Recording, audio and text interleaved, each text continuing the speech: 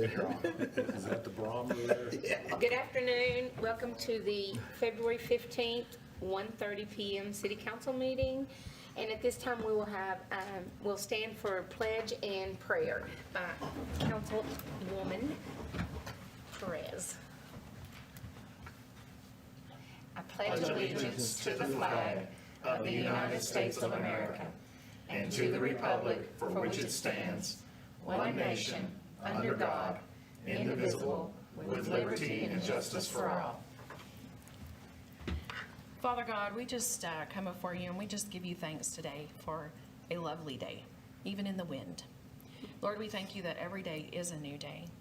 And Lord, I just thank you for the many blessings that you have brought onto this community, Lord. It's an honor and a privilege to be a part of what you're doing, Father. Yes. Father, I ask that you would bless this council, that you would bless the city manager and all those that are under him and in every sector of this city and what makes the city, and even our citizens, Father. Father, I ask that as we make decisions that we have the spirit of wisdom and revelation in what it is that you want to do in this city, because Lord, we know that you work all things to our good. And so, Father, we just give you the honor and the praise as we are here today, Lord. And may everything that we say and do please you in the name of Jesus. Amen. Amen. At this time, we will have any questions or comments from any citizens that would like to speak. I see none, so we'll move on to the city manager's monthly report. So we'll kind of start with finances like we normally do. In the general fund, our revenue remains above the 5-year average. Property tax collection is at 85% year-to-date so far. Last year at this time, we were at about 81%, so we're a little ahead of collections from last year on that, which is always good. We'll talk about sales tax a little bit here in a second. Expenses remain below the 5-year average. Of course, that is still being fueled mainly by quite a few openings, unfilled positions in city departments, and we're working through some of that. We'll talk about that in the department reports a little later as well. In next month's report, or in probably the next financial report, the general fund's income is going to kind of bump up in some of the other areas, because if you remember, we got a little over 1.5 million in our first tranche of coronavirus local fiscal recovery funding, and we put it in a restricted asset account until we knew what was going to be authorized uses for that. With the final rule that's finally been adopted, the Treasury's established a $10 million standard credit, it's almost like a standard deduction on your taxes. Mm-hmm. And so up to $10 million, they're allowing cities to take. It's just lost revenue based on their studies without any other project justification. So since we have an amount under $10 million, we can just take that into revenue to offset lost revenue in the previous year. So now that we know we can do that, you will see that come in as revenue. And of course, so that will up our averages and throw it off just a little bit.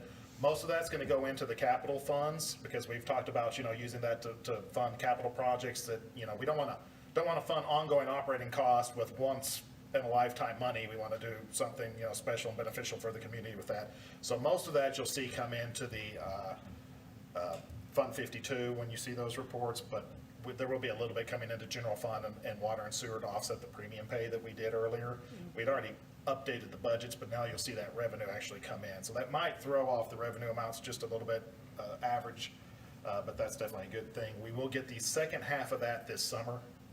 So there'll be another big jump when we take that money into the capital accounts as well. Sales tax fiscal year to date is up 16.3% over last year.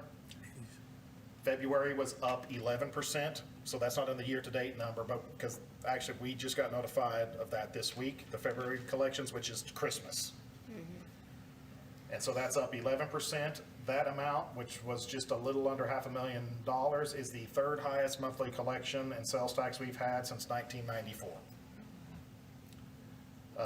Sales tax remains above the 5-year average and above the budget, which is good. So that'll hopefully give us some leeway in the upcoming budget process to maybe lower the property tax rate again, just a little bit too. Keep in mind that we do have one half cent of our property tax rate goes, or of our sales tax rate goes to reduce property taxes. So there again, that's the benefit of shopping local, or at least ordering online and having it delivered here versus going to Amarillo and spending your money over there.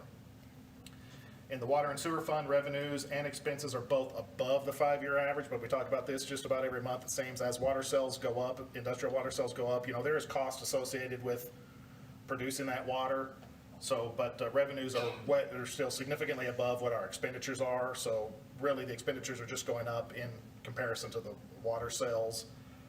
And then we are, talk about some of that in the department, but we're getting ready to start Does spending some of that money. That doesn't, the sewer, the things that are going on here, that's not the water department, okay? It is the utilities, but those are in the capital fund, so that's not reflected in Okay, those right, expenses. Hotel occupancy tax is remaining above the 5-year and the budgeted amounts for this year, so we had a really good collection in January, about $25,000. That's above the $18,000 we collected in November, so we are still seeing strong hotel collections. So right now, those are still on track to be above what we budgeted to offset for both the venue tax payment and the hot tax payment on the dome itself, the regular payment. So we will, looks like we're going to get a pretty good cushion in the venue side of that, to probably looking like another $40,000, $50,000 by the end of the year. So we'll be building that in case we get a year to where it's not as high.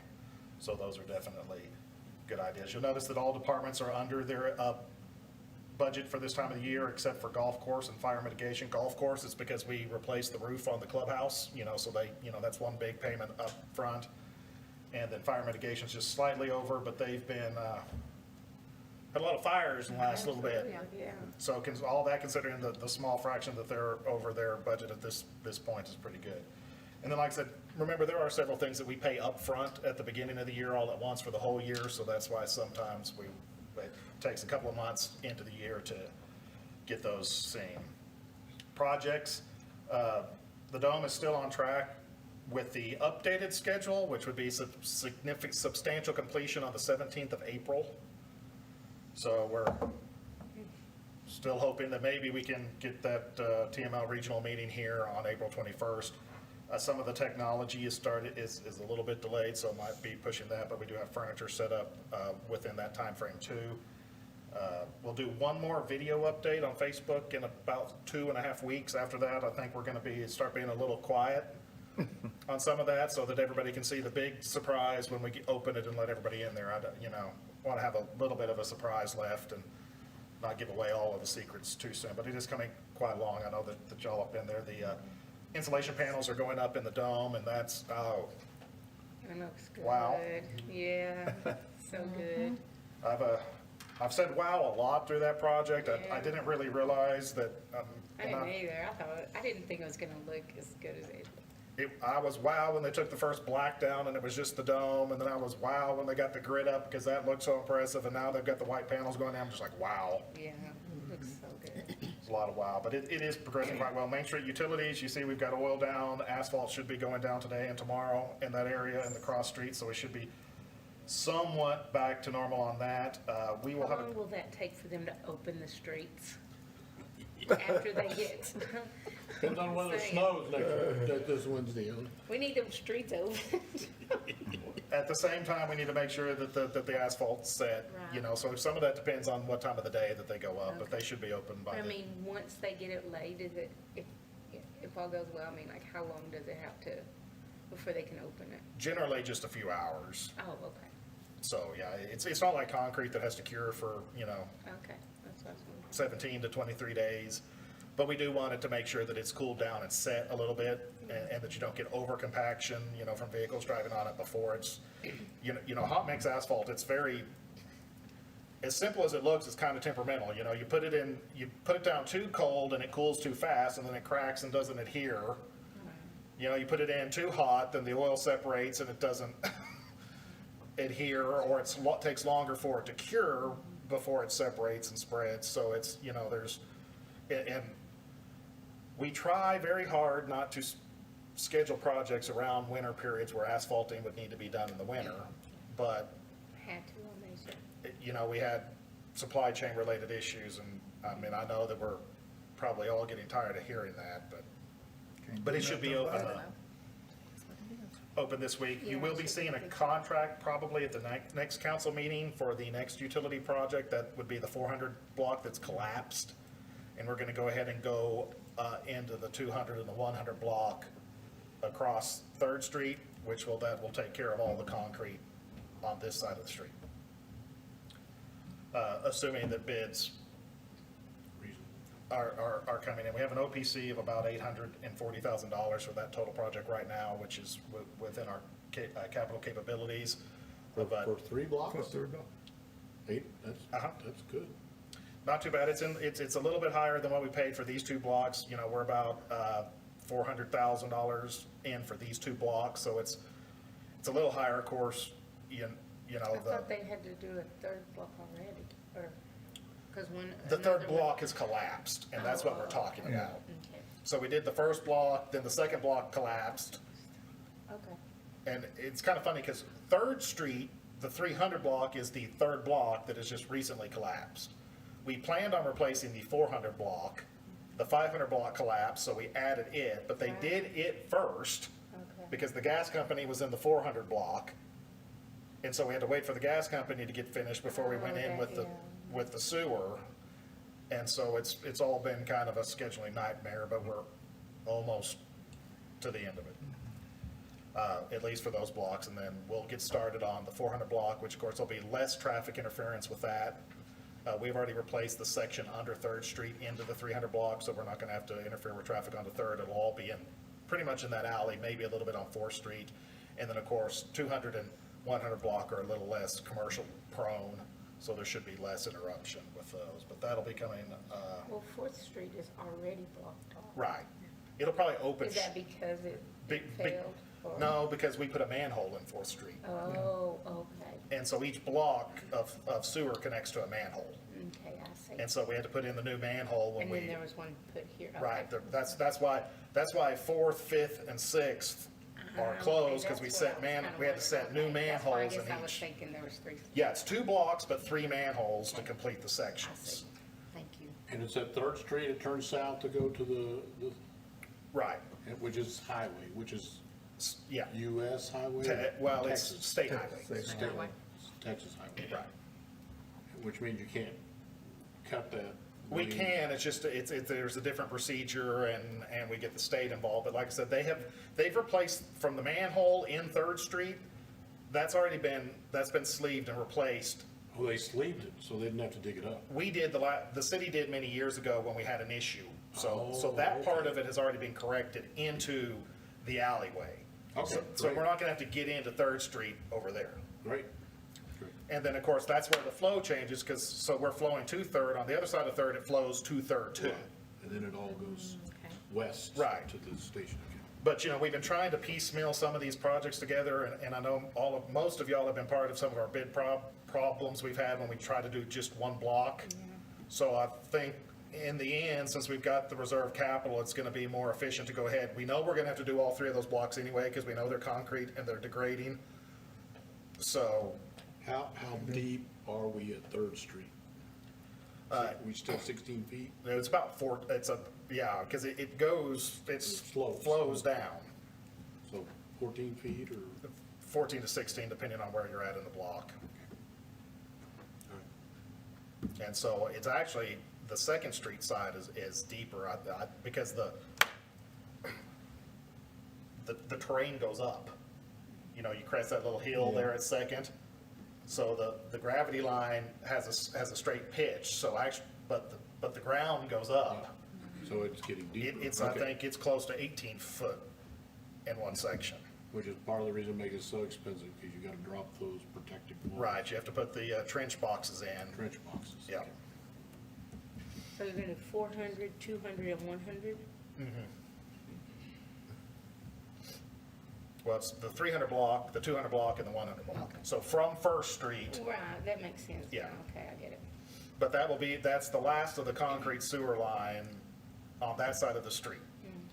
And those all date back to 26, 27? Most of it is a little later than that, like the late 20s. Late You know, 20s. they started engineering and laying that stuff out in 27, but it took a little bit to get it put in. Okay. So, but it is original sewer line to the original wastewater constructions of the city.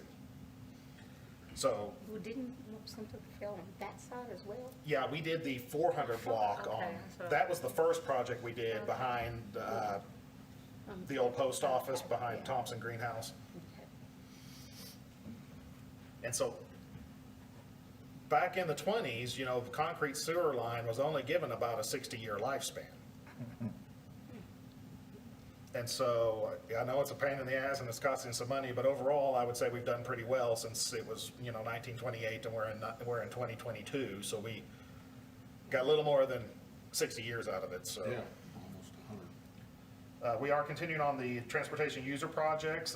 They are working on the curb and gutter along Gardner Street, if you've been by there. That's, I think will be much improved when it's done. Of course, like we've talked about before, that's to help, especially with water flow in that area, because you've got that big area.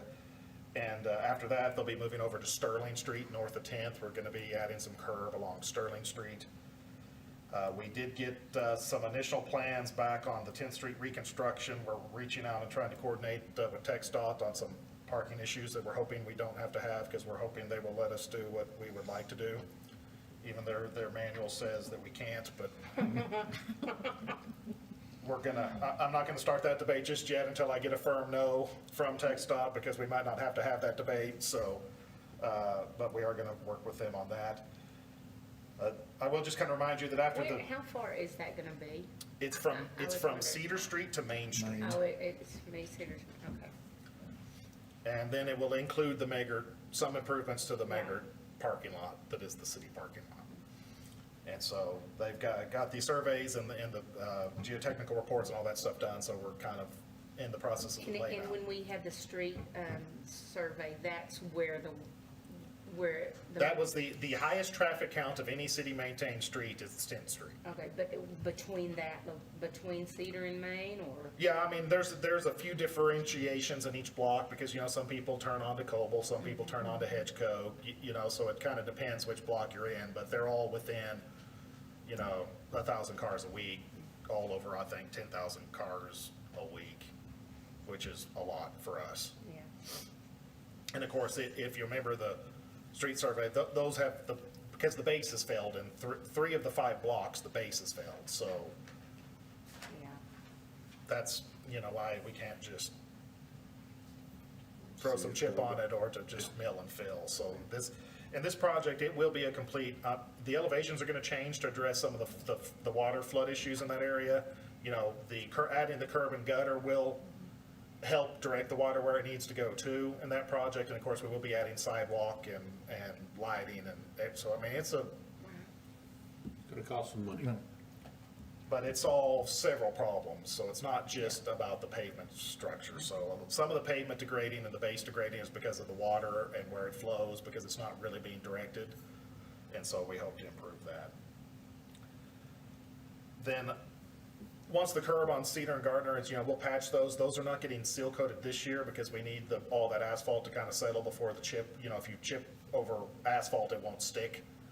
So, but those are scheduled for chip sealing, not this year, but next year after we add the curb. This year, they'll start prepping streets that are part of the chip sealing program this year, and that is Broadmoor Street, College Avenue, Evergreen Street. That will also include the 3 blocks of K Street, Garrett Street, and Wilson and Union Street. So that's Wilson from, Oh, I'm glad you used it. yeah, so it'll go all the way from Florida to Evergreen. And so there again, if you remember, we're prioritizing those traffic-driven streets. And so those are all at the next level based off of what we did last year. And who is responsible? Is Florida a highway? Florida's a highway. Okay. It's actually a state spur, Okay. but it is TxDOT. It is text, okay. Thanks. Then our other project that you're gonna start seeing soon, we talked about this, May 7th, the first mailings will go out for our community survey. If you remember, we're gonna send out the community survey to kind of measure and see how we're doing and get some actual data instead of relating to those that are more vocal, pro or con. So we definitely want to get a true idea of what our residents think is important. They've selected 2,700 addresses have been randomly selected, and we're hoping to get 300 or 400 responses out of that. The first wave will, like I said, be mailed out March 7th. Then in April, we will have an online survey that's open to anybody so that we can gather all the rest and kind of compare and see how our online outreach matches to our statistically significant population. Scientifically done research. And so I know we've shown all of y'all the survey questions, and they're pretty generic, but they give us an idea on what we need to focus on going forward. And once that's done, we look to have a presentation to the council on the results sometime probably in June. But in case people ask you or they start seeing those letters and those invites, those will be mailed out starting March 7th. So going through our departments, HR has been busy, tied up with some of the changes going on at the TML Health pool and just some of the technology changes. So that's, in the end, I'm sure it's going to be positive. In the meantime, it seems like every time we have to do something, we have to learn a new procedure. But that's been gone pretty well. Plan development, of course, has been working through quite a bit of the development that's ongoing. So you'll notice that Tractor Supply has started their pad construction. HTO has started their pad construction and is actually pouring some of their parking area, their parking lot today. TxDOT should be here sometime this month to start work on the Roosevelt traffic signal. And we talked about earlier, I think, that that will require a little rework of that intersection, so that the concrete median's got to be removed a little bit. So there'll be a little bit of street work with that. And Rice was over there today laying out the survey marks for the Roosevelt Street extension going north to service the HTO. You will notice that Scooter's Coffee is almost finished, so I think they're shooting for an opening sometime next month. And they've been making progress back on the North Park townhomes after some changes in how they're handling everything, so I think we've got some of that worked out. They're also working on trying to find Wendell's replacement. If you remember, Wendell retired at the end of the year. He's still helping us a little bit, but we are trying to find, it's kind of making us rethink our operations and how to handle building standards, but I did warn you, and we're still kind of going through that. Some of the demolitions is slowing down as we work through that replacement. What's the backlog now, 40? 40 that plus. we're about, I think, 36 that we've allowed to be on the list. So we've kind of stopped adding to the list as we work through that. We're working a couple of 2 big commercial properties that with some of our budget surpluses, I might be asking the council to allocate some money to get some of these commercial properties out that we've been putting off for years. One of those would be the apartments here on Weatherly Street at 5th and Weatherly. Those stucco apartments that have been abandoned forever that are starting to collapse. And the other one would be a set of old apartments on Jefferson Street off of McGee, there by across from Dr. Goldson's office, that have kind of become a So vagrant hangout. Are you considering like starting to contract that out? Is that- Well, remember on commercial buildings, both of those are commercial, so the state requires asbestos abatement. Yeah. And so on the residential structures, we don't have to abate it if we only tear one down that's within 663 feet of each other in a 12-month period. Right. Yeah, because I know we tore 3 down, we had to do the abatements at one point, yeah. Right, and so if they're within 606, a residential structure that is closer than 663 feet, you have to wait 12 months to tear them down, or you have to abate them.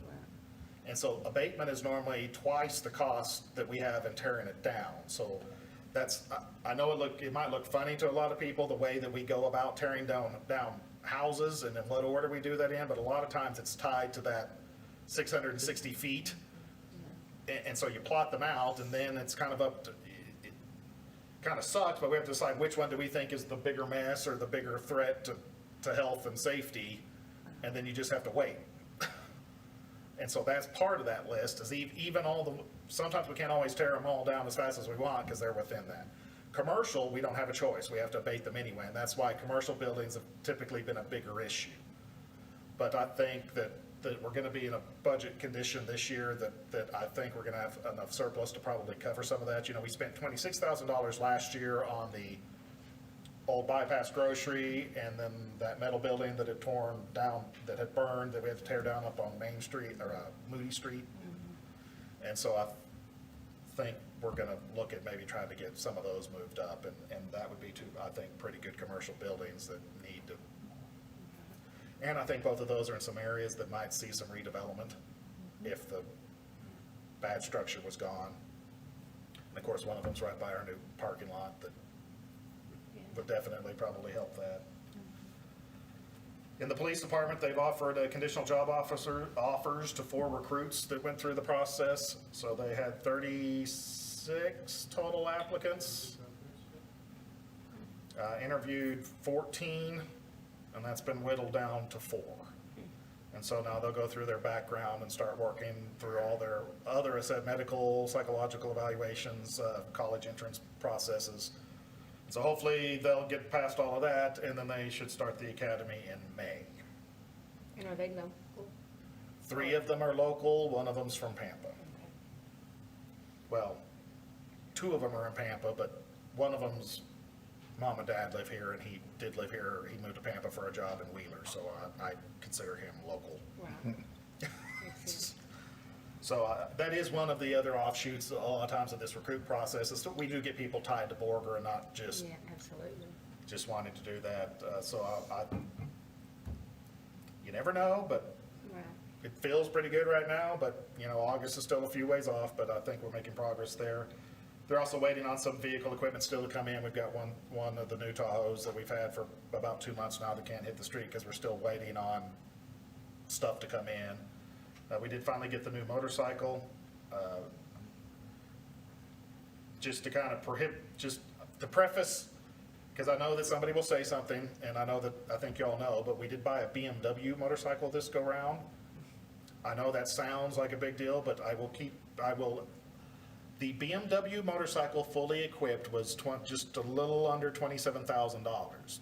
The Harley Davidsons, like we've been buying without any equipment, were $34,000. So don't think of a BMW motorcycle like you would think of a BMW car. Of course, it does have a different performance, but it is safer. It is lighter and easier to use. And if you believe the chief, which I do and I don't because he's biased when it comes to motorcycles, but he's quite happy with it. So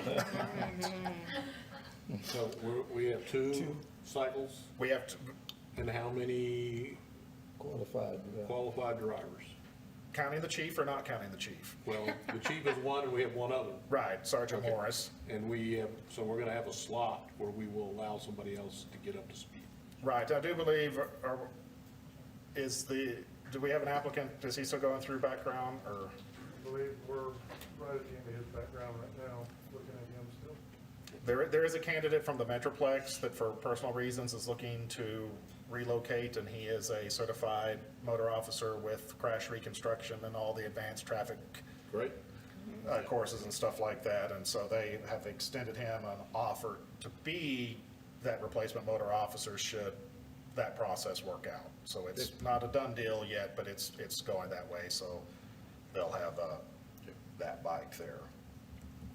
They are supposedly 3 weeks out from the new citation riders, which we ordered 6 months ago?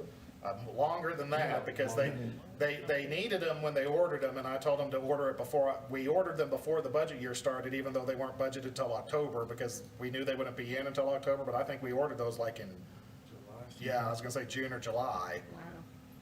Crazy. So they are finally, I think, almost here, and of course, we are posting for another animal control officer after one turned in his notice for a different job. In the court and city secretary's office, of course, Stella's busy getting ready for the election. We do have new election equipment this year to meet the new standards, and so she's excited and scared at the same time.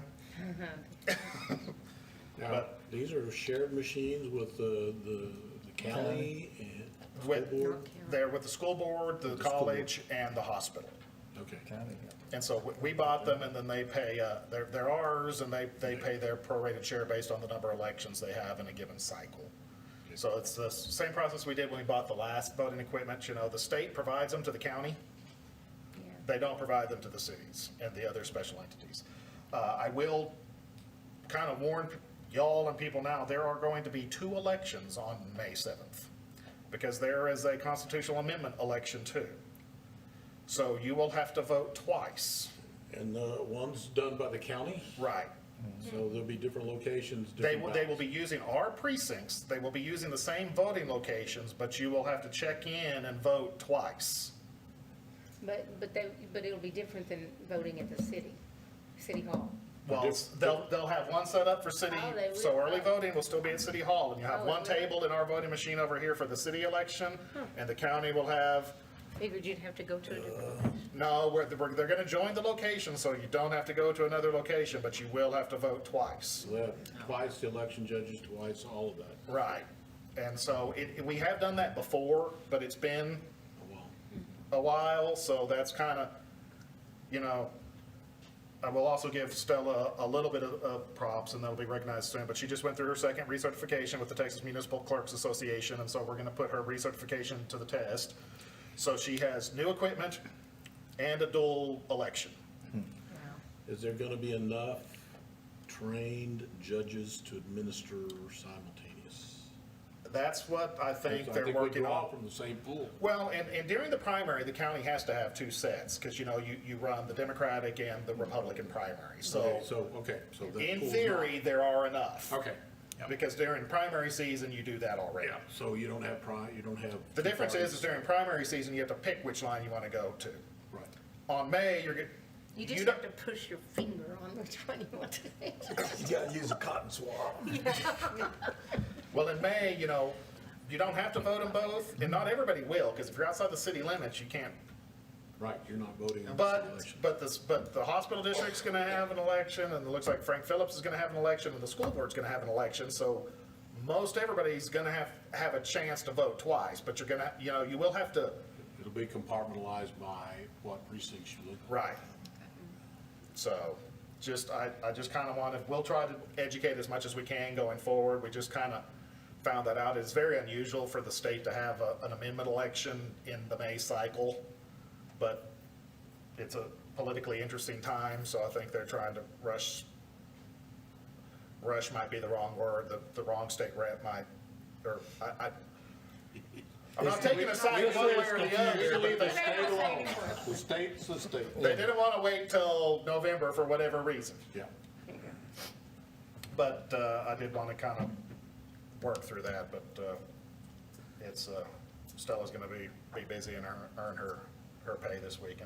And of course, we do have, the city does have election through that, and I'm, you know, I have a very apolitical position here and serve whoever the people choose to put on this board, so any questions about the election are deferred to her, and so I'm letting her run with that, so I can't answer any of those questions. Fire department, they are continuing their commercial fire planning in all the commercial buildings, so if you see a fire truck out at a commercial building, you know, they're not, you know, shopping for their Christmas gifts or next year's birthday or whatever. They are doing some work for that. Our first fire recruit has completed and passed all of his state exams and should be starting pretty soon. Yeah, good deal. We have the 2 others that finished their EMT skills and are just waiting for their EMT certification exam. If they pass that, they will move on to the fire skills and fire certification process of that. So they are progressing. And those were both all 3 from the recruiting system.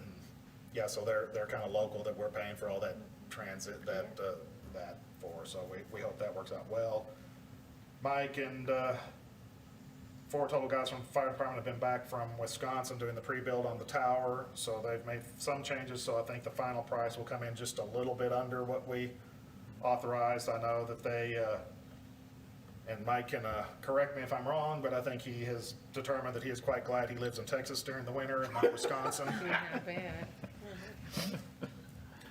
And then we did get the PO today for $100,000 for a prescribed burn through Phillips 66, taking out some more of their stuff. So then we talked about hazard mitigation being a little over budget, but you know, they do bring in revenue, and so we are working on that revenue side. So we do have And that. their payment doesn't line up with expense, so there's always a lag. Right.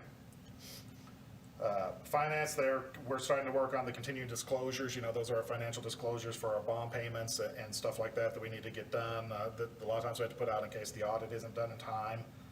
We're still waiting for audit work. We provided them all the information, so hopefully we're getting close to having their field visit and having some preliminary financials. And then, like I mentioned earlier, property tax collections at 85% where it was 81% last year. Public Works, we're moving the employee that's been at the limb pile, maintaining the limb pile, is going to come back to the transfer station so we can have a dedicated boom operator. The new boom, having a dedicated operator is better for the boom. And so with some of we're still having kind of an issues with CDL drivers and getting some of those filled, so that's going to give us a little more flexibility. The limb pile will still be open, and we'll be adding some traffic counters and some cameras to kind of offset for the lack of the employee out there. But there again, we've kind of talked about this before. We are trying to focus on our core services and making sure that our core services are met before we kind of put too much emphasis on nice or added. So limb pile will still be there, so it'll be open during the hours. You just won't have to check in with a gate attendant. Now, do we get the new boom in? Yes. It's in and running, okay. Yeah. And then we talked about the tough projects, and you will notice we are testing some of the excess coated rock in a couple of the alleys. I don't know if you've seen that. They weren't paved there by Reeser's Auto Glass and the 300 block that we're about to tear up. That's some extra coated rock. So we put some of that down, pounded it in to see if that might hold up and provide a better surface than just caliche, which in some of those areas has a hard time washing out. So you'll see some of that around. Parks Department's been going around removing some obsolete equipment. They're also working on the sprinkler system and getting some trees into Cofield Park right now. And we are working on our tree rotation program for all the parks, getting kind of that established as we go forward in our capital planning. We've got some new benches and tables that we ordered. We're going to start going through and replacing some old worn out benches and tables in all the parks. So they're working through some of that. And we are getting ready for our next Purple Wave auction. We anticipate this to generate about $18,000 in revenue based on the surplus equipment that we're getting rid of. And of course, we are using that money to help offset the cost of our replacement capital. And OEM and the Emergency Management and Fire Marshal, they have received their critique of our terrorism exercise we had a couple of months ago, so the departments are getting that and working through the improvement plan that TEEC's provided for that. They're also working on setting up a yearly training calendar so that we can focus a little more on that. We've talked a little bit about this. The radio system is in testing phases now, and it's a testing better than I think anybody could have hoped for. They were talking on a portable in Panhandle. They were talking on a portable outside of Dumas on it. They were talking on a mobile down in Adobe Walls. So it looks like we're pretty much gonna, on a mobile at least, you can key up and talk anywhere in the county, and you can key up on a portable almost anywhere. But we are looking at probably the earliest final go live date is March 18th on that. Still working. Jason was laughing yesterday. Some of the other departments, Fritch and Stinnett, have decided, I think, to come on, and so they have radios, but they don't have chargers because apparently radios are in stock, but apparently radio chargers use the same computer chips that cars use. So I guess they could have radios for about 28 hours and then they'd be out. So that's the little thing there. We do have our network security training coming up for all city employees, including the council. We have to do that every year. I'm planning on that for the April work session because we've got a few other things coming up in the March one. And of course, they finished the hazard mitigation plan, which Jason will talk about shortly. And they've also been working with Steve Kirsch. Does everybody remember that name? Yep. Well, Steve Kirsch is now the meteorologist for Pantex. And so they are working with us. I believe we're going to enter a joint use agreement for the use of our radar in Stinnett. And in exchange, Pantex is going to upgrade it and take over the maintenance of it. Wow. Okay. And we will still get the feed, but then it'll still be ours, but they're going to use it. And so we're kind of excited about that possibility because they need to see what's coming this way because nothing, if it's going to hit Pantex, it's going to come this way too. So That's kind of a nice, exciting thing. I think what we had planned for that radar originally is now finally maybe going to come to fruition some 15 years later. But that is good. Marissa in the communications department, we are working on a website redesign. That's going to start, that kickoff is starting next week. And so we're working to simplify that and what Marissa calls accessibility, meaning we're trying to keep all information within 3 clicks so that you don't have to go farther than 3 clicks. And so we're working on simplifying that. And of course, that goes in line with what we've talked about with some personnel changes and phone number changes coming up, to try to make city services more convenient and easier to access. Have you started with the reception?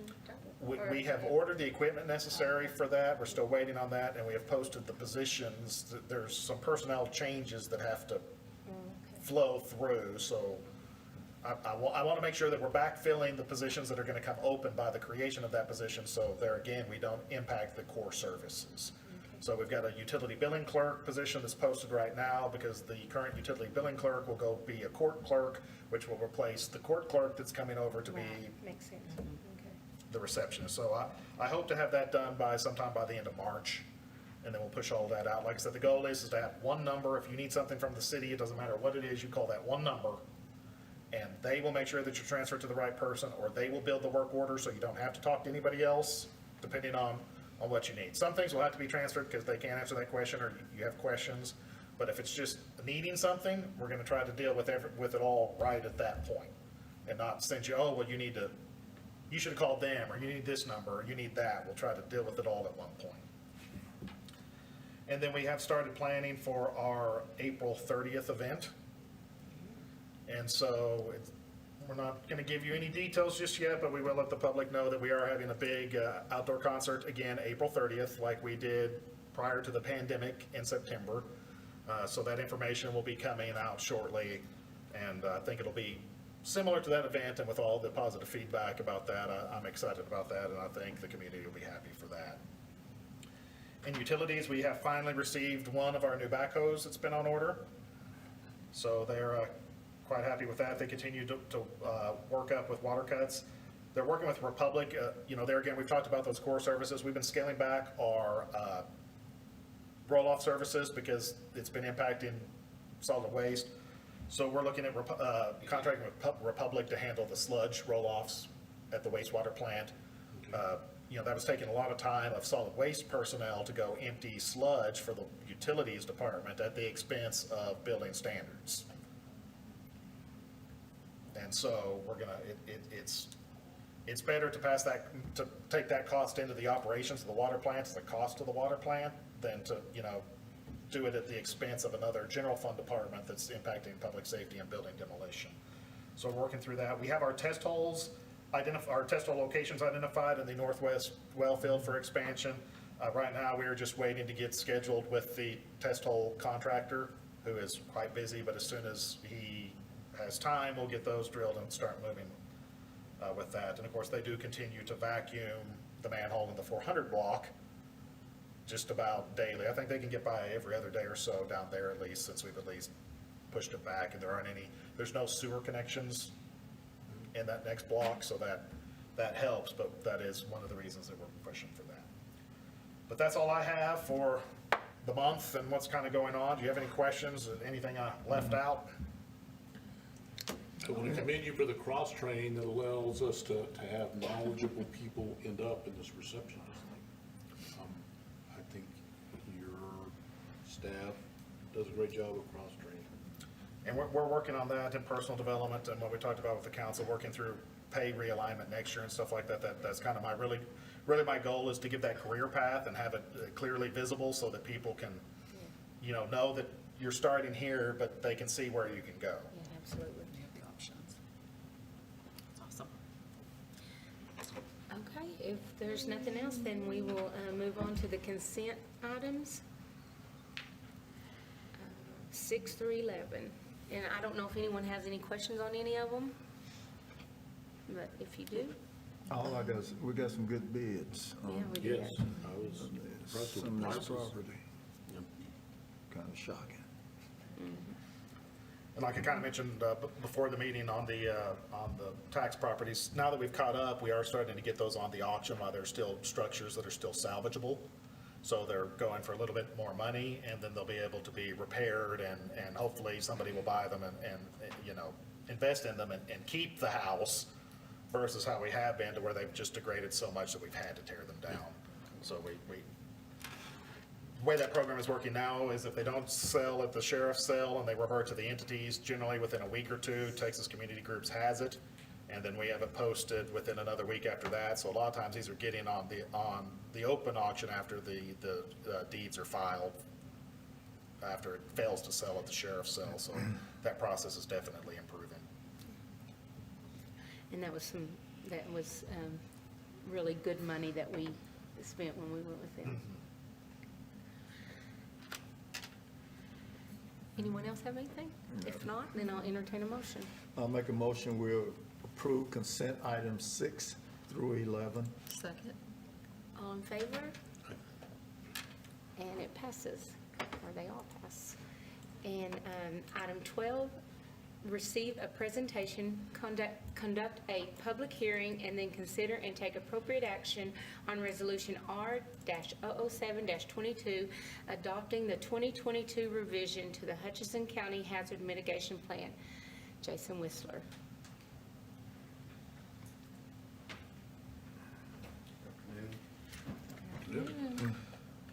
So, as stated, this is our 5-year update on the hazard mitigation plan.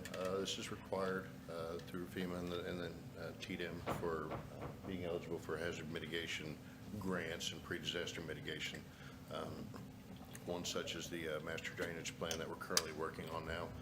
That was a result of having worked through that and having that in the hazard mitigation plan. The hazard mitigation plan is a co-op between all jurisdictions in Hudson County, to include Hudson County, Borger, Sanford, Stinnett, Fritch, and collection of working with the local departments, Parks Department, utilities, and getting input from them also. I do really want to thank the National Weather Service. I know they're not here, but they've been great to work with. Most of this update consisted of refreshing the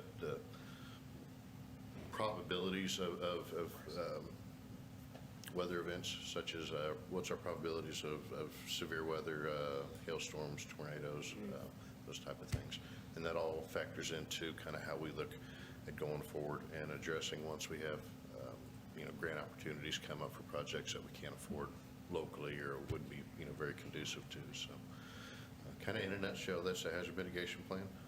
And do you all have any questions? Obviously, I didn't bring it. It was, 300 and some odd pages, so, which was half of what the emergency operation plan was that we did just a few months ago at the end of last year. So my future plan would be to try to spread those out a couple of years apart. But anyway. Did y'all have any questions before we move to the public hearing? And you know you're getting old when you remember you did it 5 years ago, and you were here. If not, then I'll entertain a motion. Public Oh, I know, yeah, open. Sorry. Yeah. No, you're good. It's unusual, but, FEMA is unusual, so. I know, because I was like, why do I have to have a public hearing? So we'll open public hearing, if anyone would like to speak. So if not, then I will close the public hearing. And now we will entertain a motion. I move to approve Resolution R-007-22, adopting the 2022 revisions to the Hutchinson County Hazard Mitigation Plan. Second. All in favor? And it passes. Item 13, consider and take appropriate action to adjourn. I'll make a motion that we adjourn. I'll second. All in favor? And we are adjourned. Thank y'all for attending.